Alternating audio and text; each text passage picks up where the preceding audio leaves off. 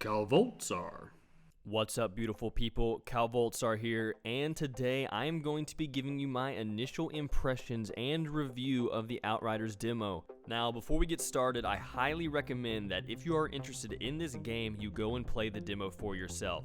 You get those first impressions of the gameplay and the story and the combat and everything like that from you playing the game, not from me talking and not from some other people talking. You know, decide for yourself whether you enjoy the demo or not.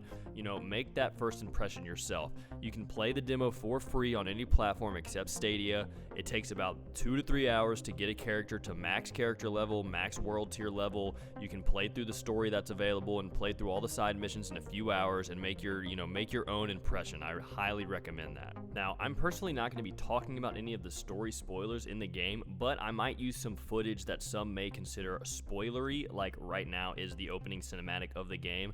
Now, if you don't want to view that, listen to this like a podcast, avert your eyes, have this running in the background, but it's really nothing too crazy. If you're planning on playing the demo anyway, then you're going to see this. Now, today I'm going to be giving you my initial impressions on the gameplay, on the campaign, on the story, on the looting, on the mechanics in the game, on the crafting and modding system and how impactful getting a certain mod can be, on some of the side quests, and just the overall feel of the game. I'm going to have some timestamps on screen now. If you're interested in just watching one portion of the video, then you can move to those timestamps now. Now, I'm going to be really straightforward with you guys, and I'm going to go over the issues that we have in the demo first. The devs have come out and said that they're going to fix most of these issues before launch. Most of these issues that I'm going to be going over today afflicted everybody. So first off, we have in cutscenes, they're capped at 30 FPS. So if you're on an older console, I guess it's not that big of a deal, but it is a little jarring when you're playing on a PC or a newer console. The cutscenes looked worse than the actual gameplay in terms of FPS and, just smoothness. So they have said that they're going to fix that before launch. Another issue with the cutscenes is some sort of screen shake or camera shake that people were noticing. Personally, I didn't notice it that much, but it is something that was brought up a lot, and the devs had said that they are looking into it. They don't know what they're going to be able to do before launch, but hopefully they can take care of that for people who found it very disorienting. You may have noticed that his cape just clipped right there. That's something that happens in the game.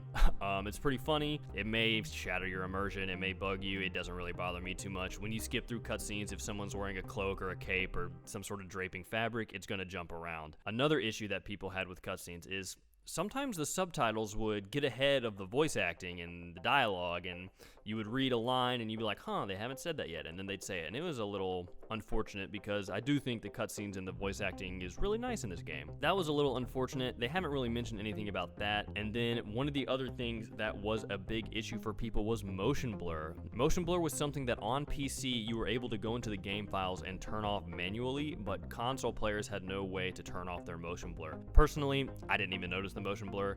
I'm running around, jumping in the air, shooting people. It's blurry. That's what I expect, But that is going to be a toggleable option by the time the full game releases. Those are all the big ones. They have said they're going to fix most of them before release, so that's really good. Also, guys, the devs are being super transparent with this game. They're talking about issues on Twitter, on the Discord.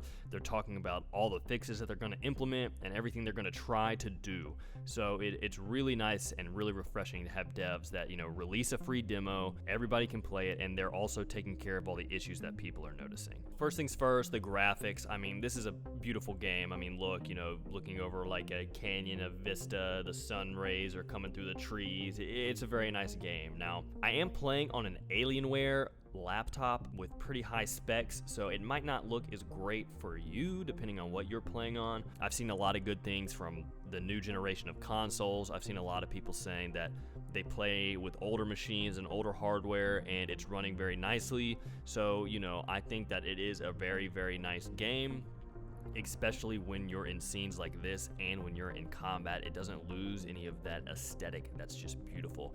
The gear is really nice. I mean, you only get to level 7 in this game, and the gear is really cool looking. A lot of the weapons, are very nice and clean. I personally haven't gotten any legendaries yet, but today I'm going to be farming for legendaries to hopefully make some videos for you guys. But if you care about graphics, I don't think you need to worry. This game is very pretty. Okay, let's talk about the story elements of this game, the campaign. So I just want to come out and say that I really enjoyed the story elements in this game. I think the campaign seems very nice and compelling. It kind of starts off your typical side sci-fi, escaping Earth, humans have destroyed themselves, you know, something that we've seen a lot in the sci-fi space, but I think this game does it right. I think a lot of the voice acting is very well delivered, very concise and clean and very professional. Some of the best voice acting I've heard in a long time. You know, I care about a lot of these characters after I get to know them a little bit. I'm compelled to like talk to them and learn more about them, and I'm interested to see where the story goes and what happens with them. I mean, obviously we're only getting to play through the first act and first prologue of the game, so we can't really say, you know, how great the story actually is, but it seems like it is going somewhere, and that is really refreshing. I think that this has the potential to be a really interesting and intriguing story, and I look forward to seeing it unfold. I do want to say that the voice actors for the main characters that you play, the female and male voice actors, they're absolutely fantastic. Some of the highest quality voice acting I've seen from a protagonist in a video game in a very long time. You speak a lot, and every time you speak, it is, you know, compelling or funny and just really well delivered, so that is a very refreshing aspect of this game as well. I want to quickly touch on character customization. I think it is good in this game because of the way that the faces are animated during cutscenes. You know, they didn't go too in depth. You can't change your brow height, you can't change the way your nose is, but there is a select, you know, few preset faces that you can choose: hair color, eye color, skin color, things like that, and I think it is great. I prefer wearing a cool helmet versus looking at my face, but during cutscenes you'll see your face, and it will be animated and it will have great facial expressions, so I think that it is fine. Now let's talk gameplay and combat. Personally, okay, first look at this. There's these short little loading screens when you enter new areas. There's a little black screen, then a little animation, then another little black screen, really pissing some people off. I didn't even notice it until I read some comments on the Discord and on Reddit about it. It's a little unfortunate, but honestly, it's nothing too crazy. I didn't even notice it, guys.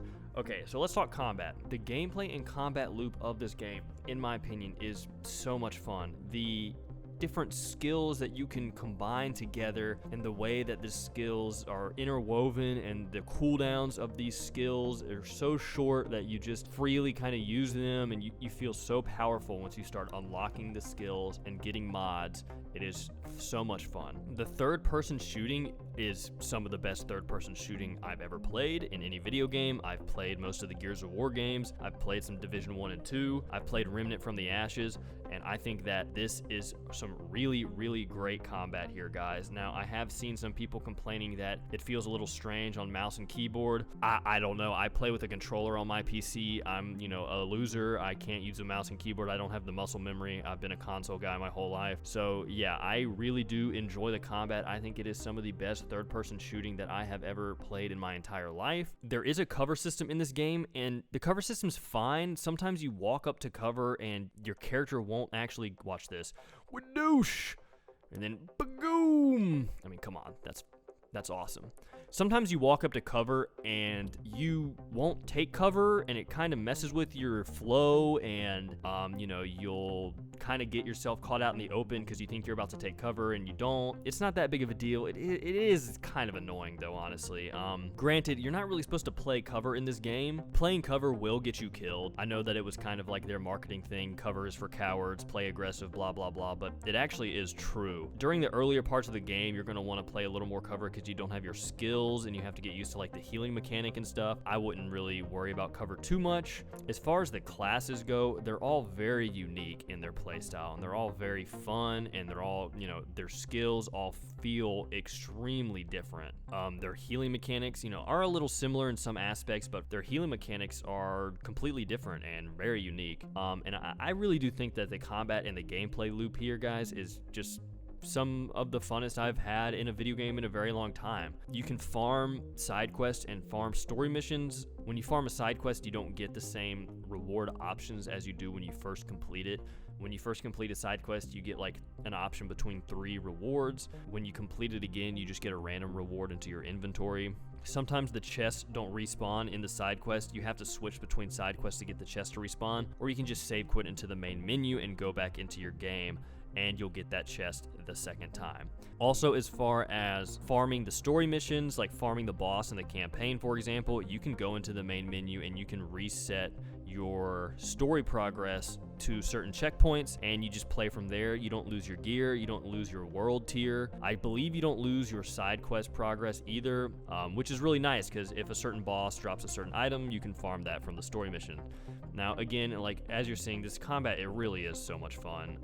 You feel very powerful, especially when you start unlocking gear that has mods that affect your skills. It really just is a very compelling gameplay loop, and I've seen some complaints about it. I don't understand them. I don't agree with them. I think the gunplay is some of the best third-person gunplay I've ever felt. I think the skills are very impactful, very unique and fun. I think that there's a lot to be had here, and once we're actually able to craft with our mods and our gear and make these builds and, you know, start unlocking the skill trees a little more, I think it's going to be really, really fun. Now, speaking about mods and, you know, gear, let's talk a little bit about like the crafting system in this game and the loot. Now, I think the loot in this game is fantastic. I think it looks good, which is a huge selling point for a looter shooter. When you get a blue item that has a mod on it that affects one of your skills, it really changes the way that you play and the strength of your character. When you get a blue weapon that has a new unique mod that, you know, maybe heals you a certain way, does certain kinds of different damage, it really helps you progress and makes you feel stronger. And I feel like that's a big issue when it comes to looter shooters, is that while you're leveling up, you get weapons and gear that really don't mean anything. They're just there. You put them on because they have higher numbers on them. You're not really interested or compelled in any way to use them other than the fact that they're a little stronger. But I think in this game, the loot is very interesting. It looks very nice, but it also has like a very big impact on your gameplay. You can get loot that has certain attributes on it, like max health or max firepower, and that also is felt.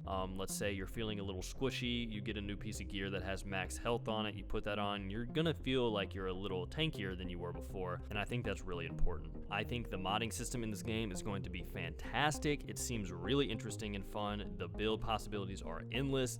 You can spec into one skill and make it to where you have 2 uses, to where it heals you when you kill someone and to where it does X amount more damage, or you can spec into a few different skills. You could spec into cooldown. It seems really, really exciting. I wish we could mod in this demo. I wish so bad. Every time I get a new weapon, I'm like, dang it, I wish that I could put that mod on this gear, but you can't in the demo, but it's fine. The modding system seems like it is going to be really, really great. Now, as you can see on screen, I'm fast traveling to a location so that I can redo a side quest and farm it for rewards and XP and loot. This is just a really great feature. As I said earlier, it's not the same rewards you get from the initial completion of the side quest, and there's a possibility that the boss of the encounter can drop certain legendaries. There's just so many quality of life and fan service elements of this game. You can replay story missions, you can replay side quests, you can delete every item in your inventory at once by marking them all. You can fast travel to different locations. I mean, it's like they played all these games and were like, what's wrong with this? And then they implemented it. Now, I'm not gonna sit here and tell you there's no problems with the game. Like I said, there's some problems in combat when I'm trying to stay cover. There's some problems in the cutscenes that people have been having, but they have said that they are gonna take care of those. Now, as far as my first impressions of the Outriders demo, I think you know the answer. I think you know what my impressions are. I really enjoyed it. I want to go back and play it. I want to farm. I want to get legendaries.